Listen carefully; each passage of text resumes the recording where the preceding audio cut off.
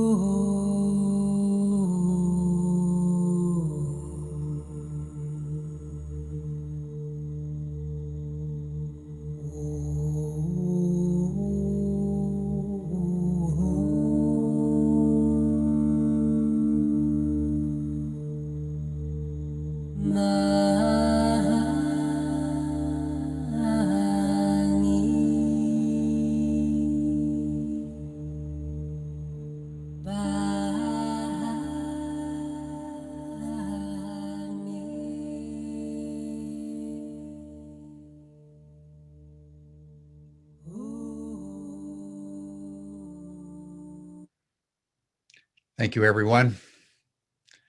Now, with an open heart and a very grateful heart for each and every one of you who are joining our session today, I would like to open our reflection on the theme of today, which is on radical brilliance, with a observation made in the 12th century by Saint Bernard of Clairvaux, that we are mere dwarfs sitting on the shoulders of giants. That's worth noting today, because as we explore what it means to be brilliant, let us remember just for a moment that early civilization that so focused on brilliance that they inspired history for the last 2,000 years. And that was the Greeks.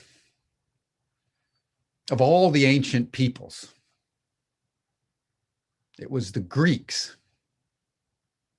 that really focused on what it meant to be brilliant. what it meant to be excellent.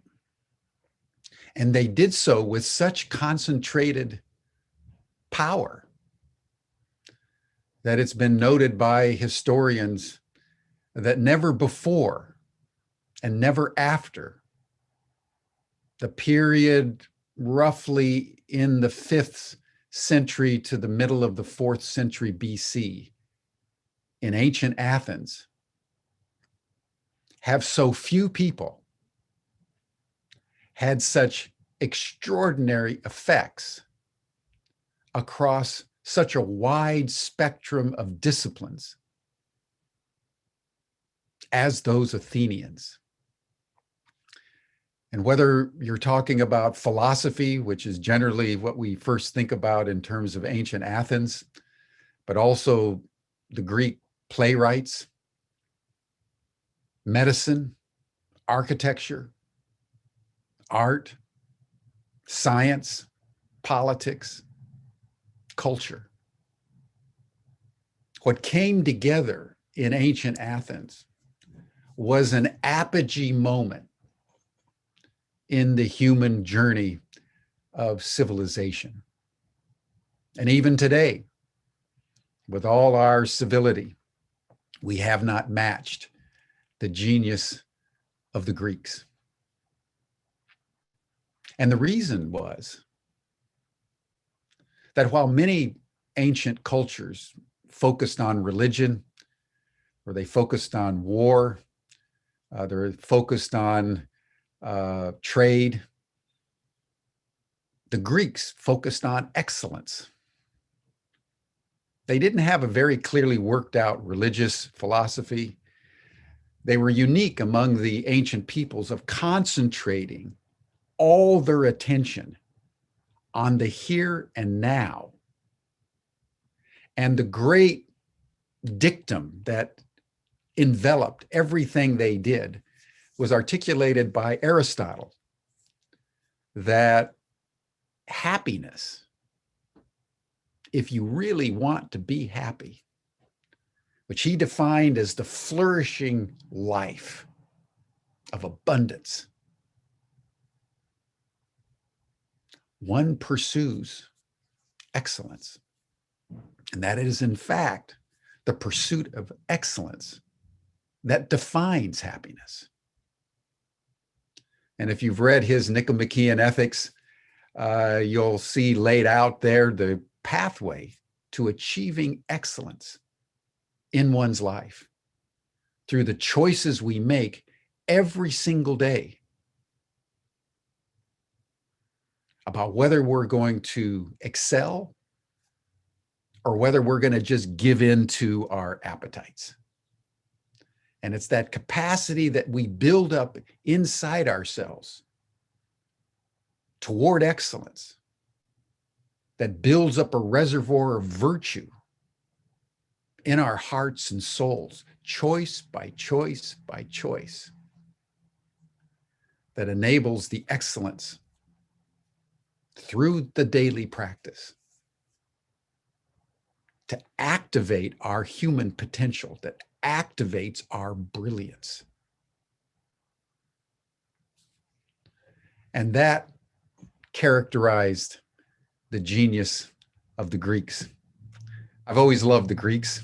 I've studied many of the ancient peoples, but I always somehow, for me, I come back to the Greeks.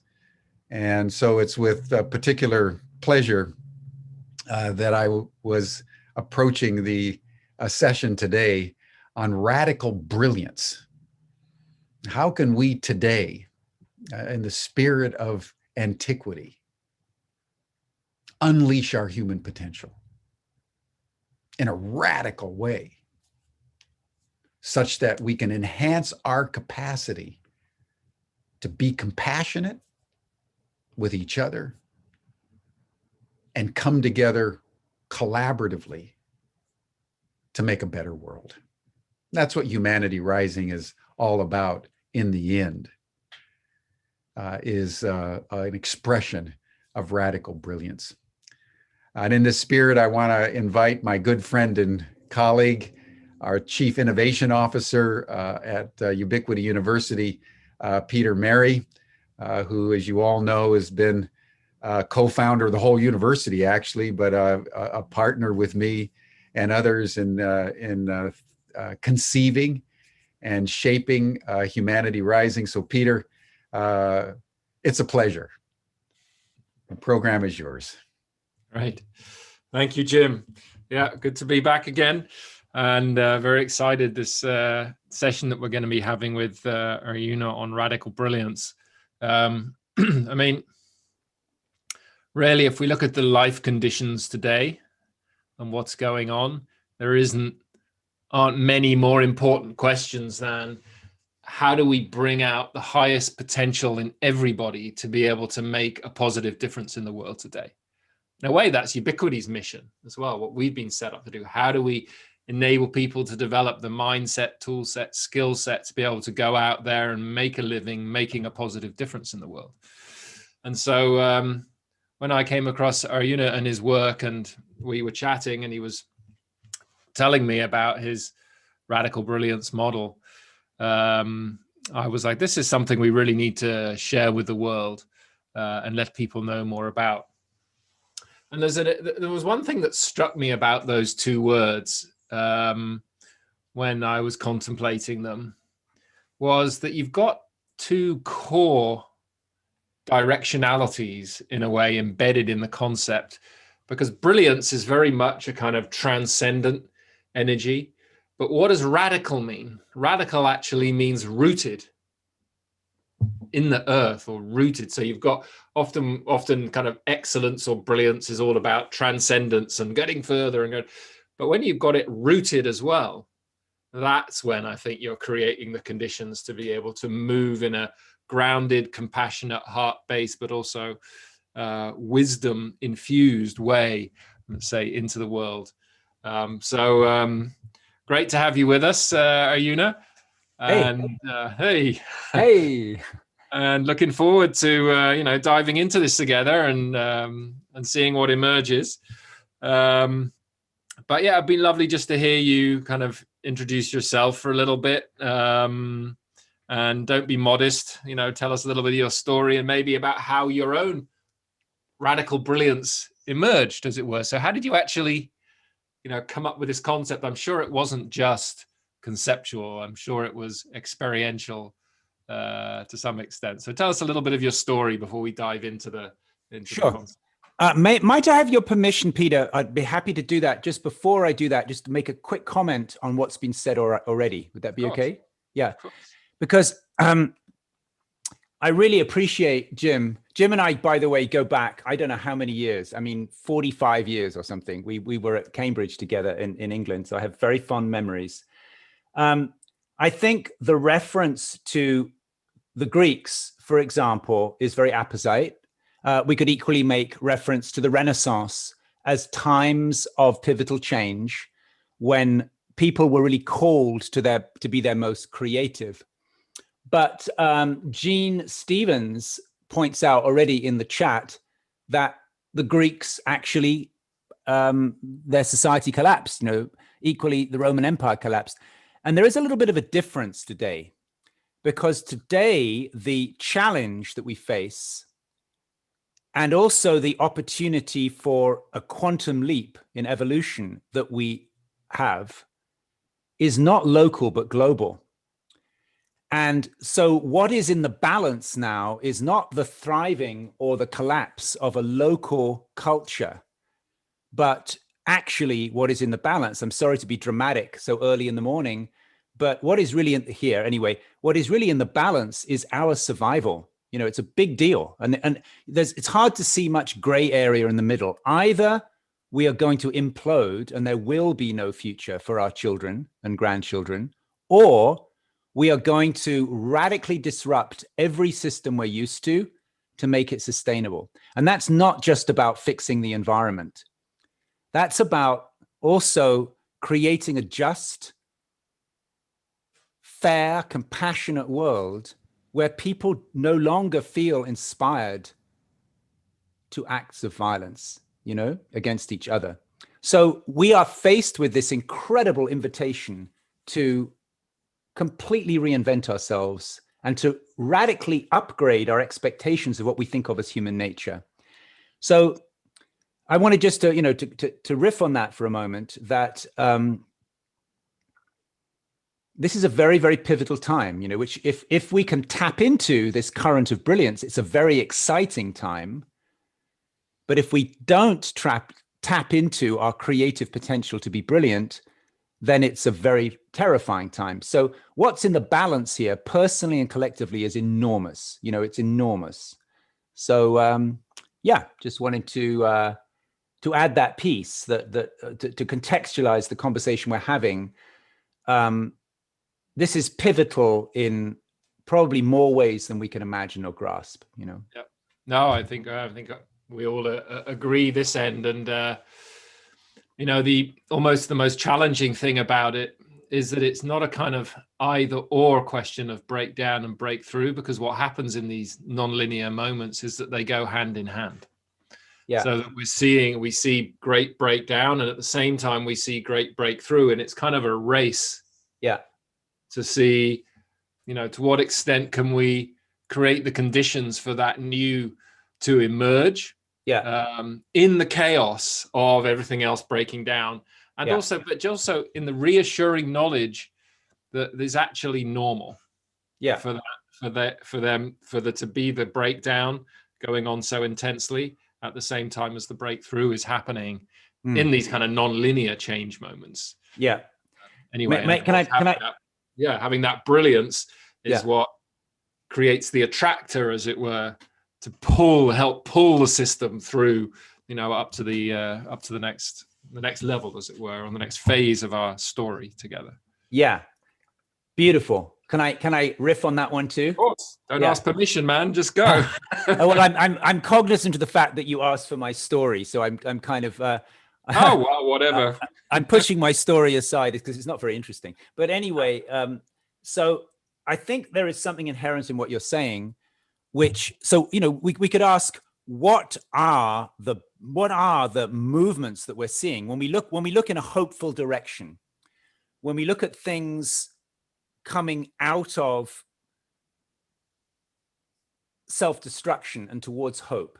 We could see many things. So one thing that, let me see, somebody higher up. Yeah, Marike Coopers. She said, were women part of this brilliance? Great point, Marike, that many of the previous cultures that we can look to that incubated brilliance, like the Renaissance, like the Greeks, like the Romans, they had not yet got the point that to really unleash our potential, we need a balance of masculine and feminine energy. So that's a brilliant point you make there. So one thing that's happening today, really after about 5,000 years, is we are shifting from a patriarchy to a culture, a global culture that is rapidly respecting feminine as well as masculine energy. And that's huge. We could just spend the whole webinar unpacking the implications of that, because really a healthy relationship with Gaia is really going to be led by feminine wisdom. So that's, that's one thing that's happening, is balance of masculine and feminine energy. Another thing we could say is happening is greater environmental responsibility for the impact of our consumption. Another thing we could say is happening is, which, huge this last year in America, is realizing the absolutely illogical insanity of discriminating against people because of their skin pigment. I mean, what on earth? It's like, what? It's like, if we were to say, okay, so all the people with red hair are going to have to just do menial jobs, because red hair is no good. How absurd would that be? Or, sorry, but everybody who has freckles, it's like, that would just be so absurd. But we've actually managed to create a global okayness with discriminating or making judgments about people because of their skin color. So all of these things are happening. So also equally, we're developing religious tolerance and realizing that religions are actually more like the kind of gift wrapping that really contain the same gift, So they're all pointing the same direction. So we could go on and on, but we could list out, 20 or 30 different paradigms that could define this time of pivotal change. But there's one in particular I want to just narrow in on, which is decentralization, because this is huge, right? And I mean, it's happening in all sorts of ways, but probably the most interesting example of it, just because of its potential, is blockchain technology, which emerged in 2008 with currency. So blockchain was originally developed as a technology for initially Bitcoin and now many other kinds of currency. And this is shifting huge. I don't know if you heard this, but Tesla just invested $1.5 billion in Bitcoin 2 days ago. Apple followed suit with $2.7 billion, and they have both indicated that they're going to be accepting crypto for their products. Now, both Tesla and Apple are seen as innovators in they're both Silicon Valley companies. So you can comfortably predict that pretty much everybody is going to be shifting to Bitcoin or to crypto in the next couple of years. It'll probably be Bitcoin and Ethereum. But the interesting thing about that is it's not just another currency, but it's decentralized, right? So it's not the nature of the currency and how it behaves is no longer dominated by old white men in Washington, D.C., but it's actually regulated by the system itself. Now, we can extrapolate that kind of decentralization to government, where decisions could be made through blockchain technology. We can extrapolate that in all sorts of ways. So decentralization is huge, because decentralization means that we dismantle the habits we've gotten used to of power imbalance. And really, if you were to look at this planet from a kind of ontological viewpoint, if you were to look at this planet from an alien perspective, the weirdest thing about what we are willing to tolerate in each other is power imbalance. Like, why on earth are we willing to do that? Why on earth are we so prone to giving away, outsourcing our sovereignty, outsourcing our inspiration, outsourcing our meaning to a few people who very often have psychopathic narcissistic tendencies? And we saw that in the last 4 years in America. Why on earth would so many people want to give away their meaning and their direction to somebody with fairly questionable taste? It's like, why would you do that? So tell us why. Well, I think it's a deep question. It's a deep psychological question. Why? Because when we talk about power imbalance, we are prone to point fingers at the sociopathic, narcissistic, power-hungry leader and say, that's a bad person, get rid of that person, and then we'll be okay.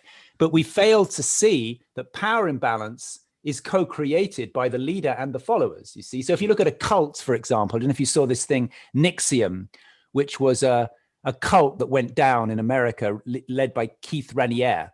So Keith Raniere has gone to prison for 120 years for leading a fairly malignant cult. But there's also been a lot of discussion about why were so many people willing to outsource their meaning to one person who had a craving for the limelight. And that's, there's some pretty depth psychology involved there. And I think it's really to do with the whole way that we get conditioned as human beings. I'll just say it really briefly, but we could spend the whole webinar just unpacking that, the journey from power imbalance to sovereignty. So just very briefly, you were saying, why do we do it? Well, when you're very, very little and you depend for your very survival on mummy and daddy, a dialogue begins that goes something like this. Mummy or daddy says, clean your room. And then a child naturally, because a child has a natural inquisitiveness for meaning. And when you are curious to understand things, that's how you establish sovereignty. But mummy or daddy will often say, because I said so. Wash your hands before dinner. Why? Because I said so. And that whole attitude of because I said so, like get in the car, do this, do that, which is convenient. If you've got especially several children and you're stressed, it's convenient to develop a power dynamic, like do what you're told, And then we go to school. Most of us went to school like that too. We learned by rote. We learned the times table. We learned to repeat facts. facts and regurgitate them in tests. So, of course, now there's Waldorf education and Montessori and new forms of education, but many of us, we grew up in educational systems that asked for the regurgitation of packaged knowledge. And then there's religion, which does the same thing. There's a holy book. You've got to memorize what's in the holy book. No one's asking you to create your own religion and do it your own way. So really, a lot of the institutions that we have been reared in, they breed obedient following, and they drum out of you curiosity. Curiosity is what creates sovereignty, right?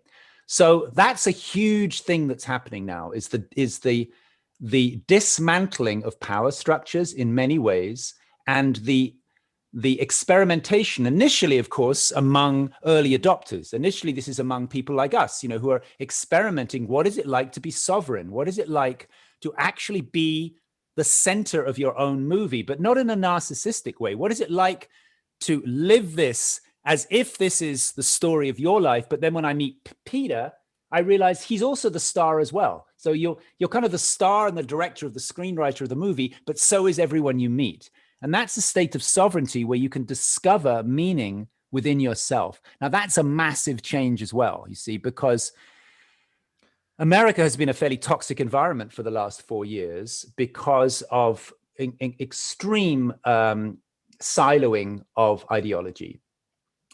So there are these echo chambers of ideology where people have really lost curiosity about what the other side thinks. But all of that is curated, you see. People are manipulated into these extreme ideologies. If those same people just sat down and had dinner together, or a great case in point, if they were parents of children at the same kindergarten, they would quickly learn to get along and find their common ground. So we've been actually curated, manipulated through, I wouldn't say bad actors, but certainly misguided actors. We've been manipulated into fractionalizing our meaning, how we get meaning in life. But if we're left to our own devices, if we actually rely on sovereignty, I've noticed because I work sometimes in companies, and when you guide people to find meaning within themselves rather than to learn it from outside, they tend to quickly discover common ground. So Arjuna, if early on in the chat, Dahana mentioned the perspective of really it's kind of nature flowing through us. So we are an expression of life, of the whole of the earth, however we want to put it. It's not us and the earth or us and nature. Right. So this phenomena you're talking about of followers outsourcing their sovereignty to a leader who gives them meaning. Yeah. Is one particular dynamic that has somehow and for some reason been given birth to by the life process. Right. So why would it do that? And why did that happen? And the kind of perspective I hold on that, which would reflect something, see if I can find it, where somebody was pointing to like the indigenous wisdom and traditions, is that in a Western culture, what happened is that when we emerged from our hunter-gatherer instinctive experience of interconnectedness with the whole and the rest of life, not in a romantic way, but it was just the way we experience things. When the ego emerged and the sense of separation, which in itself is a healthy thing because you can then, look at stuff and become more conscious of it. We weren't able to transcend and re-include that deep experience of interconnectedness, but we somehow transcended and cut off from it. Yeah. We pushed away from that experience, like we do, like from 2 to 3, from them when we kind of become aware of as me and the mother rather than I am the mother. Right? We somehow transcended but repressed that relationship in the West, which is why we ended up burning the witches and put a god up there way away from all of us, and why we're ultimately able to do what we've done to the earth and each other, because we objectified it. And we stripped away, therefore, our very roots, like where we've come from. We forgot we're the earth, right? Which is nuts. And so, but it's then not surprising that we then show up in such an unrooted way and look in all these weird places for meaning and belonging, because we've lost that fundamental, deep knowing and feeling of belonging to the earth, Yeah. of our core identity. And for me, it feels like that's such a key aspect to what it is you're describing, why that phenomena emerges of people outsourcing their meaning to some leader who is clearly power hungry themselves. Like, why would life do that? Well, because somewhere in our system, we've lost something, you know? Does that make sense to you? Sure. So, yeah, do you want me to riff on that? Please. Yeah. So I think we can, there's so much you said. I mean, obviously we could just keep going for like 72 hours straight here. So this, I mean, we want to get to radical brilliance. Yeah, we do. That's a good idea. So why don't I just comment briefly on what you've said, and then we can discuss the brilliance cycle, which is quite practical. So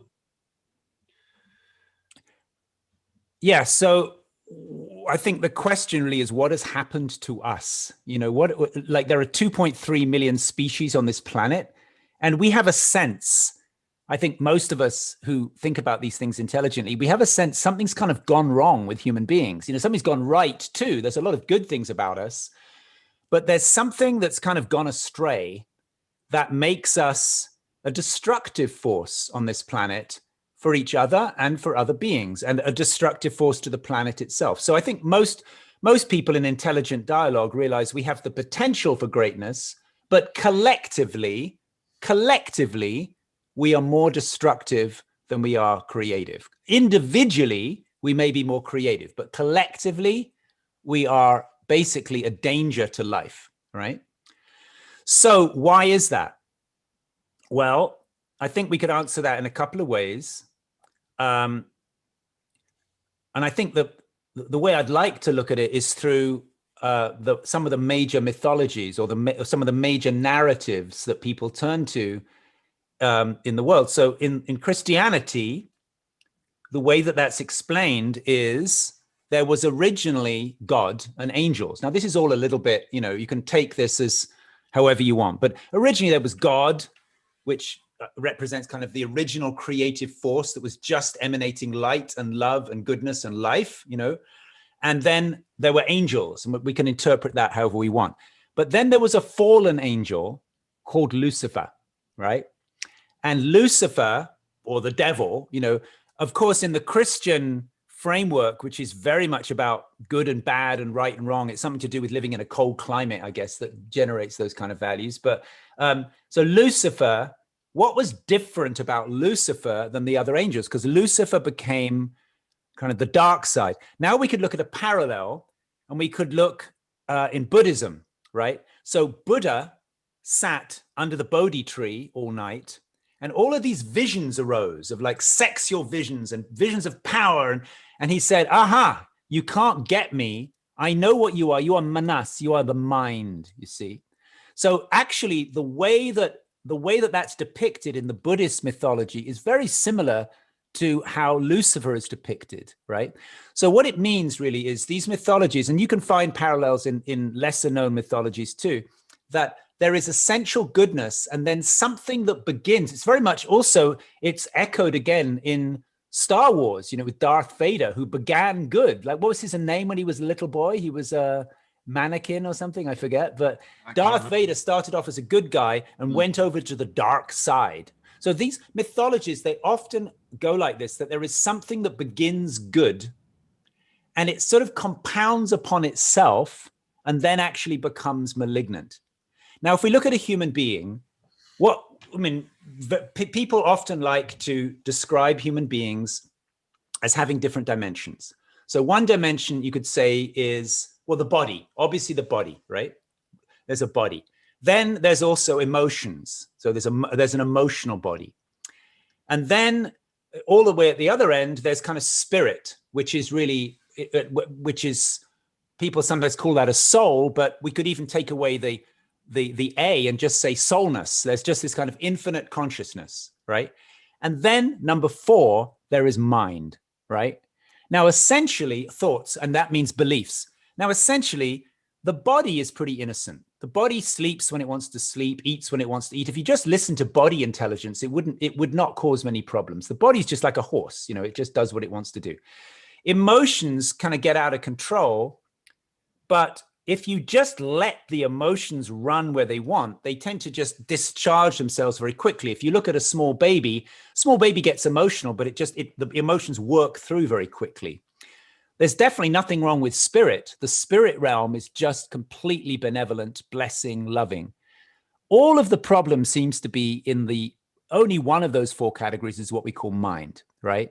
Which is both a blessing and a curse. When somebody said, a mind is a great tool, but a terrible master, But what happens to us is not just mind, just the capacity to think, but these thoughts tend to coagulate into repeating patterns that we call belief or ideology. And that is pretty much entirely where the problem rests, right? That we have developed these ideological frameworks where ideology or a pre-existing belief pattern supersedes experience.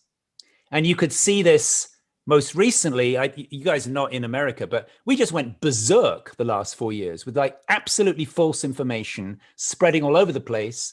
Science and credible journalists all got discounted as kind of fake news and distrustworthy. Conspiracy theories were more popular than fact, So you can see this happens, that people will get married to ideology, whether it's true or not, and it supersedes experience. So that seems to be the whole problem. And that was the answer, but I've forgotten what I'm answering now. But it seems to me that it's actually the kind of evolution that is required is to shift our attitude to thought and to actually relegate thought back to a servant, but to become deeply distrustful of rigid ideology. Yeah. I forgot what I was responding to now. Have I just gone off onto why it happened? Yeah. So Rita's wanting us to get on to radical brilliance. There's a nice prompt. Good for Rita. Okay. Yeah, let's do it. All right. So shall I just give you I'll just give you the quick 2-minute overview. Yeah. And this, as I see it, given everything that we've just talked about, that's the context I see within which radical brilliance, right, is emerging, and why you're seeing it as so important, because of the urgency in a way to find a new way of being and doing things in this context that we've just described, that is fun. It has such deep roots and is so fundamental that it requires a pretty radical, deep rooted, but also kind of clear engagement to be able to navigate radically through it. Yeah, brilliant. So let me just tie that for a moment into what we were talking about, decentralization, right? Because one of the important things about decentralization, suddenly what happened? Suddenly all I see is myself. That's weird. Did that happen? I spotlighted you, that's all. Oh, okay, great. So decentralization, one of the consequences of decentralization, if we can, and this is happening anyway, but if we can actually remove celebrities and political leaders and all the other people that we've put up on pedestals, if we can remove those people and actually humanize those people, which happened a lot with the pandemic, it's happening now with the app called Clubhouse. So if we decentralize, one of the consequences of decentralization is we stop turning to political leaders or experts or religious leaders to save us. And we realize we all have to save us, you see. So what I'm going to describe to you in a moment, this brilliant cycle, it's not just for a few innovative people at the top of the pyramid. It's an invitation to everybody to step up into an innovative, creative, brilliant relationship to life, so that we all, just like blockchain, we all of us, from wherever we are in the web, we all of us become brilliant innovators, and we all contribute then to a collective and of innovation, which, just like blockchain, requires every part of the system in order for it to operate. Now, just supposing for a matter, it's a wild imagination, but just supposing that humanity got collectively interested in brilliance more than in acquisition, more than consumption. If everybody got, if the popular thing became, how can I become the most brilliant version of myself? Just imagine for a moment if we had 7.8 billion Einsteins all working together in a web of cooperation. We would solve all our problems in weeks, right? So it's important, I think, to realize brilliance is not something for a small elite. Brilliance is brilliance is inherent in the invitation of being human. Mm-hmm. What's up? Shall I go for the brilliance cycle? Yeah, go and tell us about it. And if you're going to walk over there, you might want to pull the mic with you a bit. Oh, right. Pull the mic with me. Yeah, conveniently does that. Yeah, great. So this is the brilliance cycle. So you were asking about, the story. I was primarily what you call a, quote, spiritual teacher for a long time. That was just what seemed important to me, like spiritual awakening. So I pursued that as a seeker, I suppose, from 14 to 34. That's where I met Jim. I was kind of very much identified as a spiritual seeker when I met Jim when I was in my early 20s. When I was 34, I met a very great teacher in India whose name was H.W.L. Punja. People sometimes call him Papaji.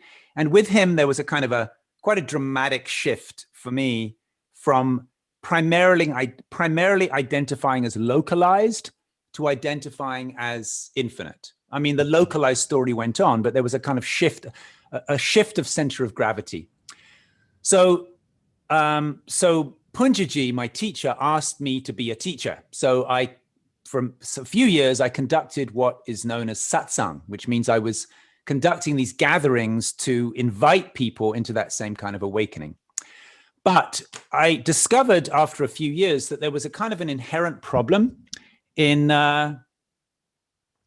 being a spiritual teacher, because the theater of the situation creates an unnatural hierarchy. It creates an unnatural kind of enlightened, unenlightened mythology, which is completely inaccurate, because we are all the same, really. I mean, any way of looking at things that emphasizes hierarchy, I think is misguided. So that's my cat scratching. Is that noise disturbing? Or no, we can't hear it. Okay, good. The cat's going berserk. So I started a coaching method called awakening coaching. So instead of acting as a spiritual teacher, I was training people to facilitate these kinds of shifts in consciousness with each other. And that was very successful. So I could get a group of like 40 or 50 people together for a week, and I could just train them how to invite each other into that spaciousness. And it was just as effective. So all of that continued until 2015, when I had a pretty severe car accident. Like I was in a car and it just, after the accident, I looked back, I got out of the car, I looked at the car, it was just like crumpled paper. But miraculously, I had no broken bones. I was very banged up, but I had no broken bones. But although there was nothing broken, I guess there was some sort of, I don't know, shaking to the brain or something, because I developed really severe PTSD. Like I actually just couldn't, I needed to stay in a dark room, and I just couldn't leave the room for I did, EMDR and all those things, but I needed about 3 months of recovery. There was something happened to the brain. I hit my head really hard. So during this time, being a kind of inquisitive kind of person, although the first thing was I'd run this coaching school for like more than 20 years. So the first thing happened was, as I was kind of emerging from this period of incubation, was I realized, I just suddenly this light went off. I realized I actually don't have to run this school anymore. Well, it had felt like this huge yoke on my shoulders, like that I had 23 employees, 2,000 practitioners. It felt like I couldn't walk away from it. But then I realized after this car accident, well, you almost died. So if you had died, you couldn't have run the school, but you didn't die, but you can still not run the school. So that was a huge liberation for me to give up this kind of business I had been running. And the next thing that happened was I started to get really curious about what is it that really makes life fulfilling? This was the core thing. What is it that causes some people, like I was good friends with Barbara Marx Hubbard. You know, she was a close friend. I think you probably both know her. She's died now, but I was close friends with her. I mean, she went on pumping out good mojo right to the day she died. I'm quite close with Lynn Twist, same thing, who founded Pachamama Alliance and previously was responsible for running the Hunger Project. So what is it that causes people to just keep pumping out good mojo right till the day they die? And not everybody does that, you know. So I got into a kind of an inquiry of reverse engineering. What are the components that constitute people living in this incredibly brilliant way? And I had previously assumed that it was spirituality, that it was the pursuit of enlightenment, right? But I realized, that doesn't really seem to cut it, you know? So you could say very brilliant people, they do have a spiritual component, but once you make spirituality central to your life, people actually, that can easily become a kind of hamster wheel. Do you know what I mean? If you actually just say, okay, I want to get enlightened. If you just make your life about spirituality and thinking about spirituality, it doesn't necessarily generate this sort of overflowing generosity of brilliance into the world. So you've become attached to something, haven't you? Again, you've become attached. There's also the danger of a kind of spiritual narcissism that you turn in on yourself. So your own state becomes paramount. Yeah. So I looked at different components, and then I was looking at very, very brilliant people. When this period of reclusion, I was just reflecting upon super brilliant people. And what are the components? What initially I was looking for, what is the central pivotal thing that makes a difference? But as I stayed with this inquiry, it was a bit like doing a jigsaw puzzle, right? You know, when you do a jigsaw puzzle, if you don't cheat and look at the picture and you just lay out all the pieces, you gather all the red bits together, you gather all the yellow bits together. Oh, there's a car. You gather those bits together and you start to put the pieces together. And then eventually it forms a pattern. But while you're doing the jigsaw puzzle, you've just got these separate bits. So initially I was thinking that brilliance was predicated by one thing. But as this inquiry went on, I realized that there were actually 4 components that are central to leading a brilliant life. And let's remember, I want to remind us again of the point that I made earlier, that I'm not talking about this as a prescription for the elite. I believe that it is incumbent upon every human being to step into radical brilliance, to step into a relationship of contribution, innovation, disruption, reinvention. It's up to all of us, or at least up to everybody who has even an inkling of inclination in that direction. So now we come to this cycle that I realized there were actually 4 components, and you could say they all co-create brilliance, but equally, if any of them are missing, the radical brilliance doesn't quite take off. So perhaps I could just label these briefly, and then if you like, we could go into them more deeply. Does that sound good? Yeah, let's do it. Yeah. So the first, let's just start up here. You can see it's like a clock. So let's start up at 12 o'clock. This first station up here is what we could call awakening. So that means, at least in moments, there is a realization of being infinite. There is a merging with an infinite source.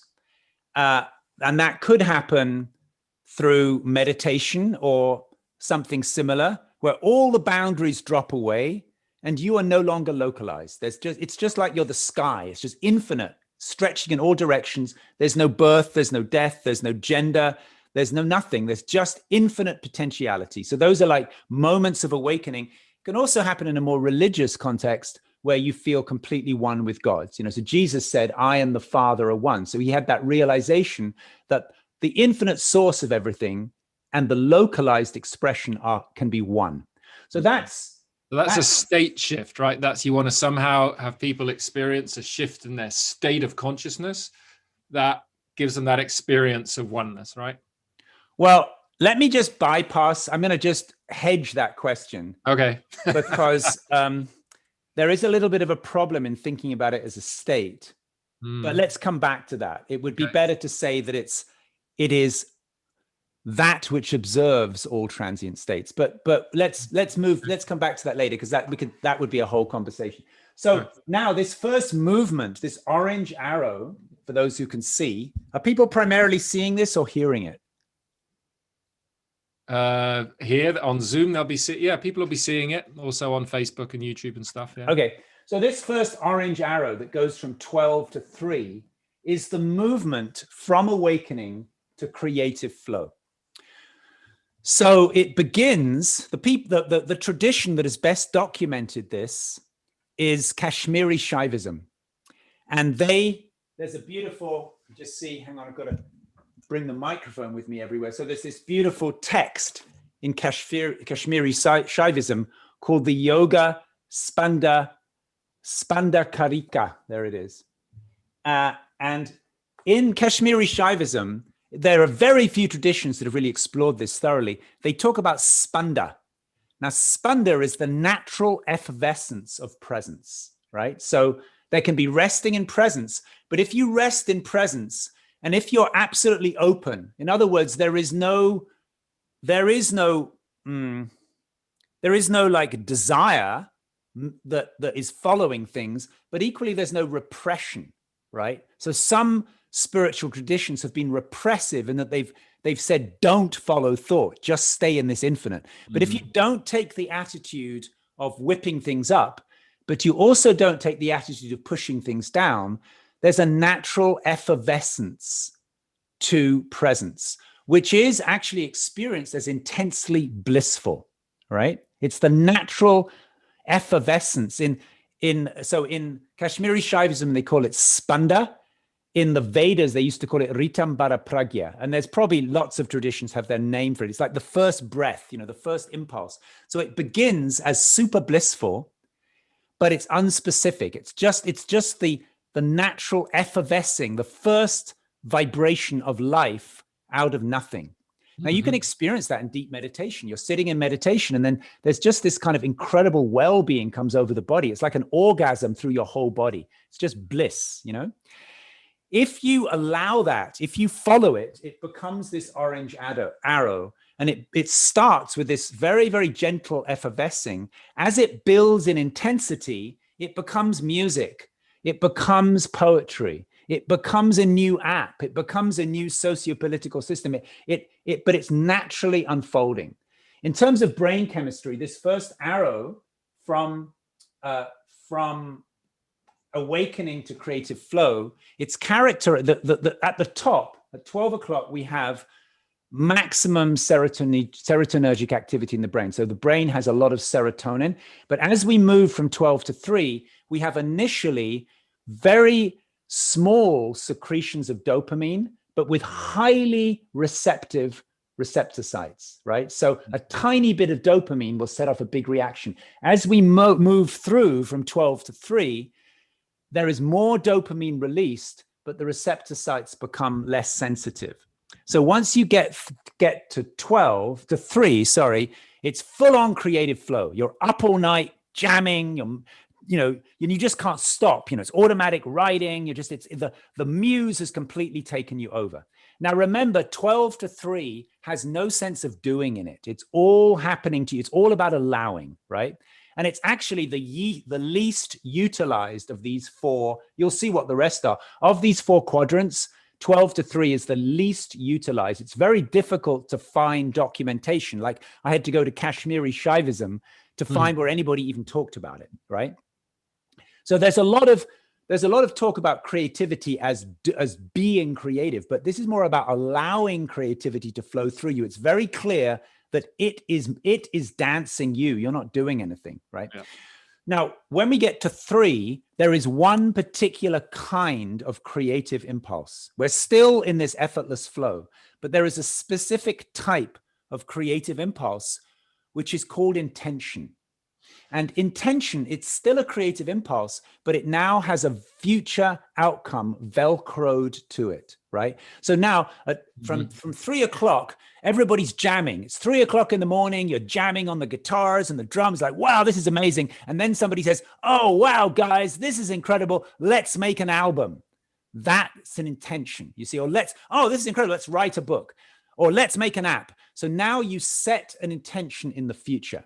And that begins the next movement, which is blue in the diagram. And it's the movement from intention to accomplishment. All right. It's the movement from an intention to the realization of that intention in space and time. That's like 6 o'clock to 9 o'clock, right? No, we're getting 3 to 6. The blue creative flow, right? Creative flow to intention. Creative flow to the act. Now we're going from intention to the actualization of the intention. It's the blue arrow, right? Okay. Yeah. So this movement requires a completely different kind of psychological experience and also brain chemistry. So for men, it's dominated by the hormone testosterone, or you could say for the masculine, it's more dominated by the hormone testosterone, like setting goals in the future, pushing through obstacles to reach them, and often going it alone. For women, it's more characterized by estrogen and oxytocin. So it's more characterized by team building, by trust, by we've got each other's backs, we can do this together. But either way, as you get closer to 6, as you get closer to the deadline, it starts to activate adrenaline in the body, and noradrenaline, or something I can never pronounce, norepinephrine. It's a brain chemical, right? Which is very similar to adrenaline in the body, which basically what those stress hormones do, or stress neurotransmitters do, is they shut down the parasympathetic nervous system and they activate the sympathetic nervous system. So what that means is, if you need to go to the bathroom, you don't feel it anymore. If your eyes are itchy because it's late at night and you need to sleep, you don't notice that anymore. You don't notice you have to eat. And above all, you don't notice your emotions anymore. So you blunt yourself to all these things because you have to reach the deadline, right? So now you're pushing through from 3 to 6. And in order to get things done, you have to become hyper-focused and you suppress parasympathetic nervous activity. So now we get to the next station, which is 6 o'clock. And just notice for a moment that 12 and 6 are diametrically opposed, right? 12, there's nobody there. It's empty space. 6, there's absolutely somebody here. It's you, and you're doing things and you're signing contracts and you're making things happen and you give your word. The journey from 3 to 6 is all about making agreements and keeping them, right? That's the whole nature of this blue arrow, making agreements in time and keeping your word. That's how you get things done. So there's absolutely somebody there. Up at 12 o'clock, there's no time. At 6 o'clock, it's all about time, you see? So everything that was true at 12, the opposite is true at 6. And that's what makes radical brilliance interesting, because it's the coexistence of opposing values. I'll stop to take a breath. So that's 6 o'clock. And let's just see if that gels for you. And then we can move on 6 to 9, which is the brown arrow. Yeah, that's making sense. I mean, it's what I'm hearing in that kind of right-hand side of the process is really you're becoming completely present. In a way, you're connecting to the field and to the potential future unfolding. Yeah. That's the tingling that one begins to feel. And then we upload the intention. Yeah. As we stay focused on, and then we start to pay attention to the things that come along our path to enable us to manifest it. But we keep focused on the attention. However, the fact that we've experienced midnight means that we're not attached to how that intention manifests. Means we're able to stay present with what's going on, right? Right. And actually, I just glanced at the comments, and Dehana Rice makes a good point. She said it also sounds like a manic high, which is absolutely accurate. That's absolutely apposite, that when you're trying to get things accomplished in time, if they're big things, it does require a kind of an extra push. You're running on adrenaline. So it's true. There can become a kind of burnout quality to achieving things in time, which is why very innovative people often burn out. So let's go to the next arrow, which is from 6 to 9, and everything slows down. So one of the things inherent in accomplishing things in time is what Gregory Bateson called double bind. I'm sure, Jim, you might have introduced me to Gregory Bateson 45 years ago. So Gregory Bateson coined this term double bind. Here's Jim. Jim, is that true? Did you turn me on to Gregory Bateson in the 70s?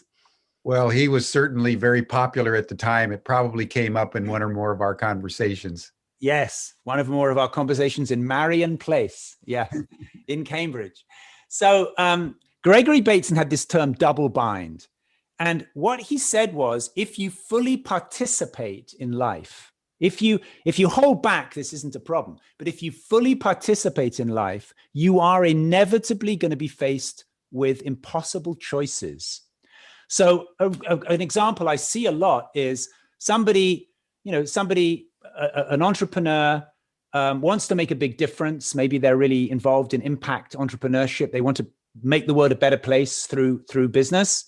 And they also have a young family. And so in order to really push their vision forward, it involves less than ideal amount of time with the wife and the children, or the spouse and the children, right? So it's a double bind. Are you going to be a great parent and maybe not give 80 hours a week to your baby, your visionary baby, or are you going to really push this thing through and maybe not show up to all the basketball games? And that's just one example. Classic examples of a double bind are Hamlet, to be or not to be, whether it is nobler in the mind to suffer the slings and arrows of outrageous fortune, or to take arms against a sea of troubles and by opposing end them. Hamlet was faced with an impossible choice. Should he listen to the ghost and then murder his uncle, or should he dismiss the ghost as a figment of his imagination and do nothing? There was no way to resolve it. There was two parallel realities. Same thing happened to my namesake Arjuna in the Bhagavad Gita. If you switch on the TV at any time of the day or night and watch any kind of drama, including, these shows that repeat every week, anything that's not a comedy, you will notice somewhere in the episode there is a double bind. It's what keeps us glued to the TV, is people trying to resolve double binds, right? So after we've accomplished something, this is the interesting thing, whether we were successful or unsuccessful on paper, nevertheless, when we start to go into the brown arrow, there are going to be feelings of regret, shame, remorse, and failure. Because of the double bind, even if you made millions of dollars, there was something got sacrificed, you see? And this is why, people talk about postpartum depression when a woman has a baby. Every creative experiences postpartum depression. When you accomplish the thing in real time, something got sacrificed, something personal. Maybe it was your health. Maybe it was your relationship. Something got sacrificed, and that creates regret. Now, feelings like regret, remorse, shame, and failure, they have a very bad rap in the new age pop psychology movement because it's a reaction, in my opinion, to religions that have tried to shove those feelings down our throats. So Protestantism, Catholicism, Judaism, they thrived on you feeling guilty, right? So as a reaction, after the summer of love and into the 70s, we developed these pop psychology movements that said you should never feel shame. You should never feel that the past, everything's perfect. You should never feel regret. The problem is, if you completely banish all those feelings outside the perimeters of your life, that's how you learn, you see. You learn through visceral experience of regret. When your body kind of collapses, you go, oh no, I did that. Oh, and you actually feel pain. That pain is what allows you to learn. So this movement then, from 6 to 9, is the movement of learning. It's characterized by what is known as parasympathetic flooding. So remember, we talked about from 3 to 6, you're running on the sympathetic nervous system. The parasympathetic nervous system gets repressed. When you finally accomplish the goal, the parasympathetic nervous system floods, which means if you've been pushing hard, when you stop and go on holiday, many people, when they take a vacation after having worked hard, they feel absolutely terrible, absolutely ghastly terrible because of the parasympathetic flooding. All of the stress hormones suddenly dissipate, and suddenly you really feel bad, because you've been repressing it. So It's a very common thing. That's burnout. You know, when you go into burnout, you can rest all day and you just can never feel good because it's parasympathetic flooding, you see, and you're dealing with adrenal damage. So this movement from 6 to 9 is about learning. And ideally, we want to integrate each of these movements into every day. So you don't have to wait months to have a burnout.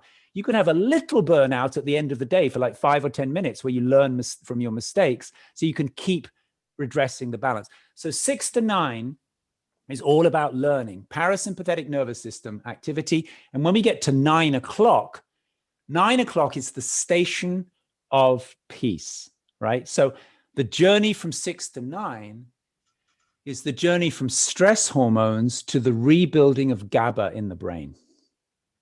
And GABA is all about forgiving yourself, forgiving everybody else, realizing that you did your best, everybody did their best, everything's okay. Now, you can make this happen quite easily. There is a product that you can buy on Amazon called GABAtrol. It's one of the few GABA products that actually crosses the blood-brain barrier. So most GABA won't do this, but if you get GABAtrol and you take a little, it says take 2 a day, but that's actually not such a good idea because then your brain shuts down its natural capacity to make GABA. But if you take like 4 GABA every few weeks, you'll sleep like 14 hours, you know? And when you wake up in the morning, you just have this really lazy feeling like, oh, I guess I could get up and make a cup of tea, but nah, I think I'll just lay here a little longer. It's a wonderful feeling. It's a GABA reset, you know? And then, so actually just by taking a little GABA artificially, you can find out what it's like to be in absolute self-forgiveness, to know you've done your very best, you made mistakes, but you're just human, everything's okay. Now, once again, you remember I talked about opposites. Now we can look, 9 and 3 are completely opposite. At 3 o'clock, you're in creative flow. It's a dopamine-enhanced state. Dopamine-enhanced brain is like cocaine. So I can do anything. I can just do anything. We'll stay up all night. Just go, go, go, go, go. 9 o'clock, it's like you feel very humble. You know, I made a few mistakes. I'm just this little guy doing my best, and I can forgive myself. And that state of self-forgiveness and natural humility, it's maximum humility, it begins the next movement from 9 to 12, which is the movement of gradually handing over your life to something bigger than your mind and your emotion. So 9 to 12 is the quadrant of spirituality. And if you turn that inward, it becomes meditation, self-inquiry. Who am I really? Who is aware of the thoughts? And through a meditative practice, you can return back to being infinite. If you turn it outwards and look at the world and wonder, wow, who or what created all this beauty? It becomes devotional. And then it becomes a yearning to know God. But either way, whether it turns inward through meditation or looks at the beauty of the world and gets curious about the nature of divinity, it brings us back to 12 o'clock, where there is oneness, emptiness, stillness, and the cycle begins again. Mm-hmm. Wow, beautiful. People are drawing parallels in the chat. Somebody saying it seems to be similar to the hero's journey. What I'd love to do is ask you, so how do you use this? Is it really to help people see where they are in a process, just be more conscious of their own process? Because obviously it's not something, you can't force this process on people. You can't say, okay, now we're going to start here. Now we're going to move here. In 2 weeks, we're going to be here. And then after that, we're going to be here. So what's the way that how have you found it to be useful in your work and for other people? Brilliant. Thank you. It's a great question. So everything we've described so far is actually theoretical, right? So nobody lives in a perfect balance of these 4 quadrants, okay? Because we're living in a socioeconomic system that's quite rough. So actually, it's a little bit like acupuncture. You know, acupuncture describes these 12 major meridians that flow through the body, and perfect health would be a state where the chi is flowing freely through all of the meridians. But if you go to the acupuncturist, Nobody has perfect balanced flow of chi through all the meridians. Actually, what the acupuncturist will notice by taking the pulses is deficiency of chi in some meridians and an excess of chi in others. So the excess of chi would be too much energy, causing an organ to burn hot, and deficiency would be like cold energy, right? So in the same way, we've got these 4 quadrants, but what we actually discover in a coaching relationship is that everybody really, what they've really got going on is blockage, right? So there are 4 ways that we've discovered. I've trained a team of coaches in this method, not very many so far, but what we've discovered is 4 different kinds of blockage. And when we understand the 4 quadrants and 4 kinds of blockage, then the next step is to recognize practices to open up the flow again. Okay. So there are 4 kinds of blockage. One kind of blockage is addiction, right? You get addicted to one quadrant over all the others. So and this is very, very common. So some people get addicted to spirituality. So that purple quadrant, instead of being part of a cycle, it becomes a straight line. And now your whole life is just about how to get enlightened. Or the orange arrow can become a straight line, and your entire life becomes about the perfect expression of creativity. Nothing else matters. Or the brown arrow, for example, your entire life becomes about healing your psyche. You just keep going to more and more therapy groups, but as much as you heal, you find more to heal, you know? So, and of course, the blue arrow is where most of society is, just endless accomplishment. So that's addiction, right? Addiction means that you only focus on one arrow and you make it into a line instead of understanding that it's part of a cycle. The second kind of blockage is resistance, which is in a way the balance of addiction, is that you have judgments about one of these arrows and you don't want anything to do with it. So you can see if somebody is very fixated on making money, they're going to see spirituality as a waste of time unless someone can persuade them through some kind of mindfulness packaging that this meditation practice is going to be good for the bottom line. Unless they can see a financial benefit, spirituality seems like a waste of time. Equally, very spiritual people will look at the blue arrow and go, why are you running around making all this money? You know, you won't keep it when you die. Why don't you focus on liberation? So that's the second kind of blockage. The third kind of blockage is what we call aspiration resistance. It's very interesting that whatever is a little further along the cycle looks amazing, but it also looks impossible. So I'll give you an example that if we look at the orange arrow, very creative people will look at people who get things done with amazement. Like, how on earth did you manage that? How did you manage to get your taxes done on time? I can never do that. Or how do you manage to organize all this? Because very creative people, there's so much new things bubbling up because of the dopaminergic activity that organizing things and accomplishing things seems like a miracle. Equally, people who are very much in the blue arrow accomplishing, they say, oh, wow, you're going to do a retreat. Good for you. Oh, I so admire you. You're taking care of yourself.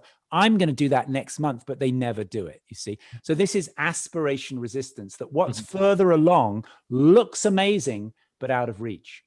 And the fourth kind of resistance we can recognize is called looping. And it's very common. Our socioeconomic system pushes us towards looping, that instead of inhabiting the whole cycle, you become a specialist in one tiny part of the cycle. Like really just, you know, it could be, in terms of it being like a clock, it could be just one 15-minute little loop. You just loop there. So for example, let's say if we look at the orange arrow, there could be like a tiny bit of that arrow, which is like editing. You know, it's like, okay, just after the creative flow, we need to edit. So you just become an editor, and all you ever do is take creative impulses and clean them up.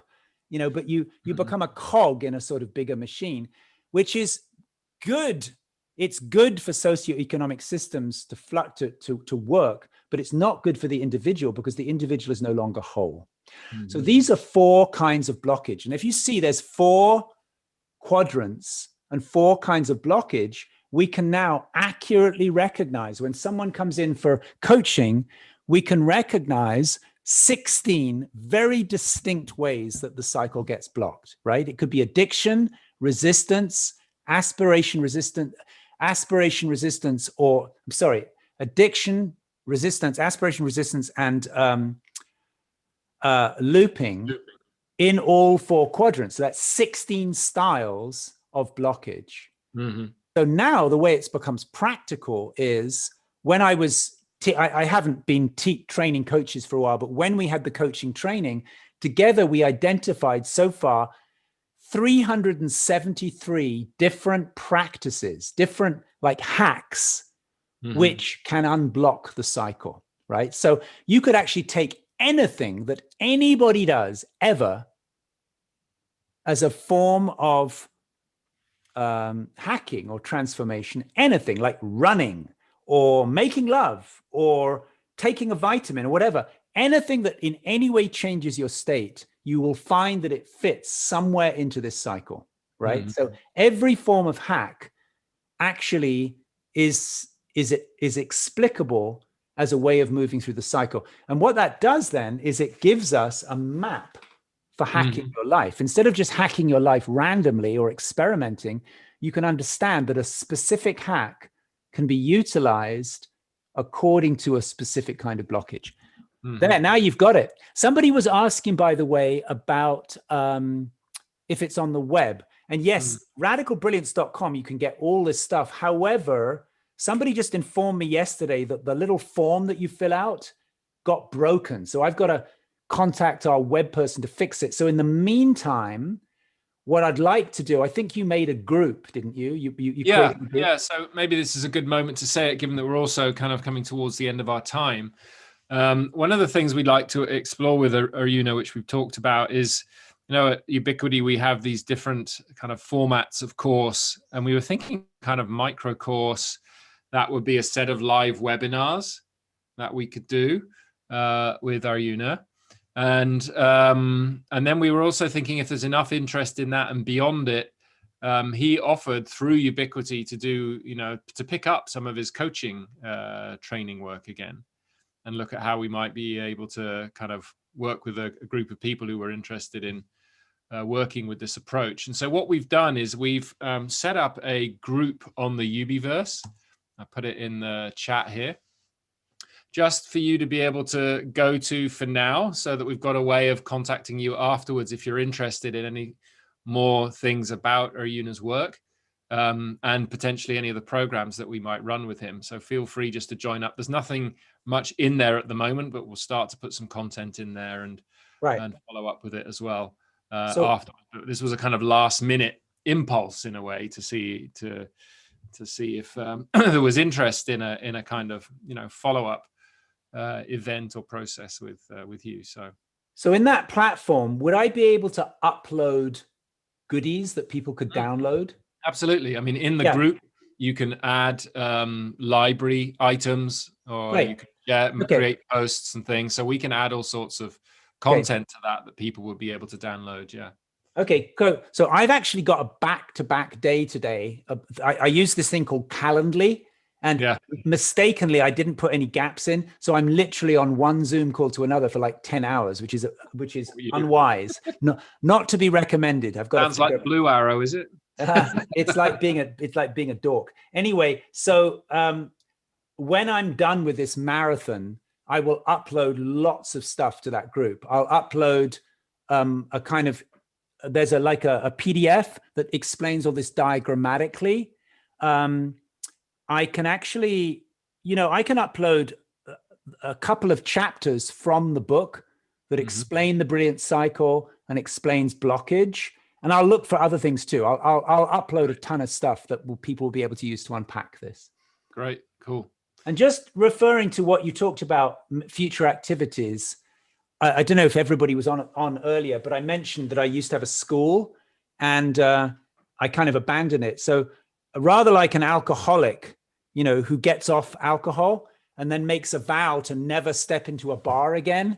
I have a kind of a resistance or an allergy to organizing things anymore. I like to show up and offer, but I don't really do organizing very well. So I'm very keen to partner with Ubiquity so that you guys can do the organizing part. But so one thing we could do together that you just mentioned is, if anyone's interested, we could put together a group for, I would suggest, somewhere between 4 and 6 weeks, where we could actually unpack this and we could get into practicing together. And that's a really great thing. So we would spend a week, we'd do a webinar where we explore 12 to 3. We'd really get to understand it. And then we would all try out some practices that activate 12 to 3 all together. And we could support each other. We could have practice partners, accountability partners.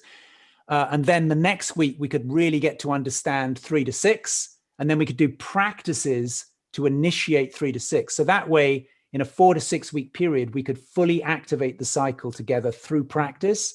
And we could have follow-up and support, so that by the end of 6 weeks, you'd have the whole cycle activated in your personal life. And then, as you also mentioned, I've been training coaches since 1995, when coaching was hardly recognized. So I've done that a lot. I love training people to be practitioners. So that's also something we could think about. If you guys wanted to host that, we could train people to become Radical Brilliance coaches, and then to practice Radical Brilliance coaching, for example, with very creative people or in companies. Yeah, fantastic. Well, I mean, that's what the university, Ubiquity University is here for, to be able to find the practices and approaches that are going to really be able to equip people to make a positive difference, that acknowledge the kind of interior aspects of people, as well as the hardcore skills. And you've kind of integrated it all in there. So it's really cool. Very, very aligned. Well, I want to just give a quick acknowledgement to Jim and Peter and Richard and all of your team, that I see Ubiquity as a radically brilliant organization. And we can speak about that. I see it as creative and innovative, which is orange. I mean, you guys are definitely wanting to do things in new ways. So you've got the orange quadrant activated. I see you as accomplished. You're making things happen. It's not just talk. You're accomplishing things. You've got platforms. Richard, I know, is very good at the kind of blue quadrant.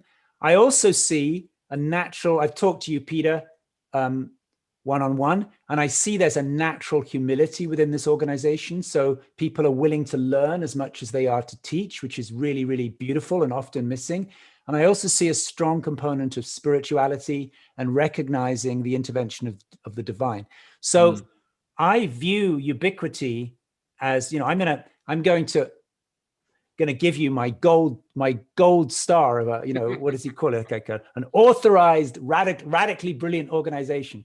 It's not so common to see an organization developing actively displaying all 4 quadrants. So congratulations, and I hope that you can cold stamp. Yeah, thank you, Diana. I really hope that you can be a flagship to other organizations about how to thrive in humility and how to thrive in service. It's beautiful to witness, and I think it's something we need to propagate. Beautiful. Thank you, Arjuna, for that recognition. Yeah. Jim, back to you. Oh, thank you. It's always good to get the good housekeeping seal of approval, Arjuna, by whatever means. So the gold stamp is gratefully and humbly accepted.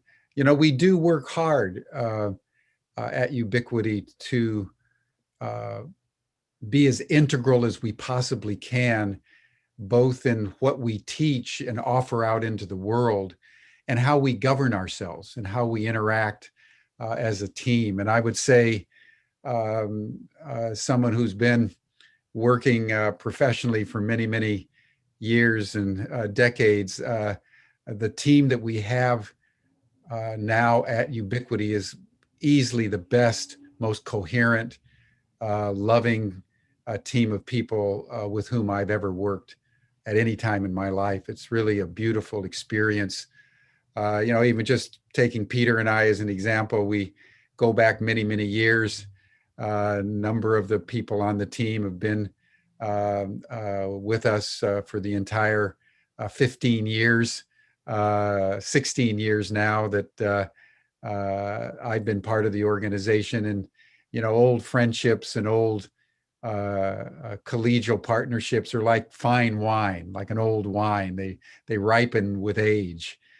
So thank you very much for noting it. And I think your notion of radical brilliance is something we would like to support along the lines that Peter indicated, with a group on the UBverse and possibly a course that we could now start to promote together, and we could build over time.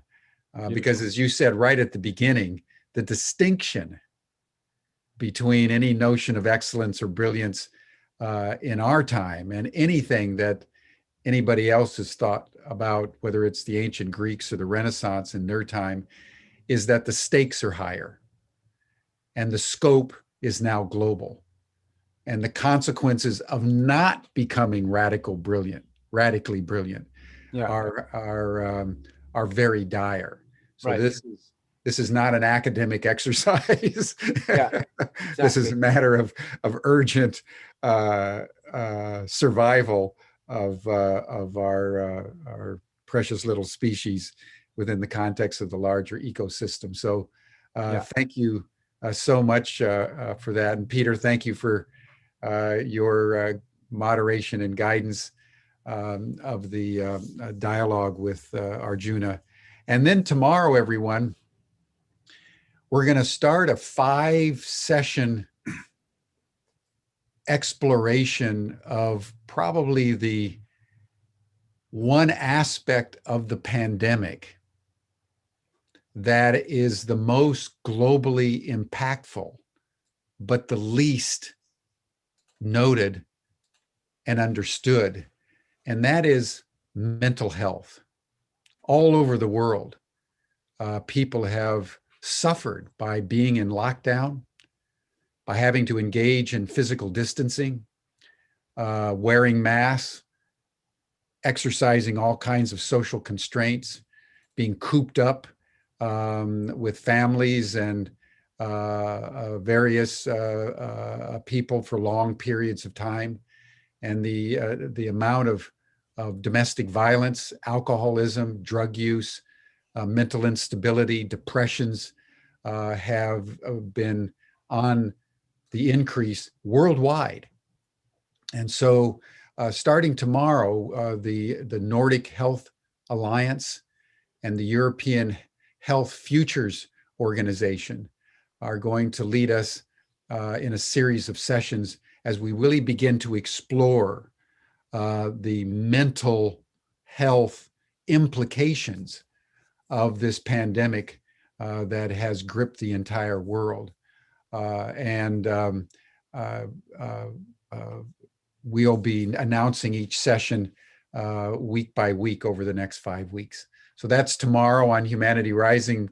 But Arjuna, Peter, this was a brilliant, brilliant exercise in radical brilliance. Thank you all. Thank you so much. It's been an honor. Thank you. Beautifully done. Thank you, everyone. See you tomorrow here on Humanity Rising.